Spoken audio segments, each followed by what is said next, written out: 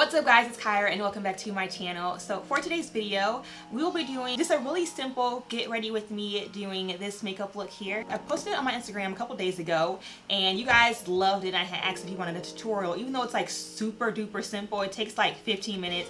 It's super quick and super easy. And so I didn't know if you guys would want to see it because it's so easy, but you guys did. So I listened and recreated it for you guys. Basically, honestly, all it is just a focus on skin, brows, of course, a really nice nude glossy lip, and this like really pretty champagne eye, you guys, but you all would not believe the product that I used to create it. Okay, so I didn't even use an actual eyeshadow, which is crazy. I used a crayon stick that's super affordable. It's from a really cheap brand and you guys will love it whenever you see it and you'll want to go get your own because it's just that cheap and that good. And I just use a bronzer in the crease and it's really super simple. So I hope you guys enjoy this super easy, simple, wearable makeup look. If you guys do, give it a thumbs up and also subscribe to my channel if you haven't already, and I will catch you guys in the next video. Bye guys.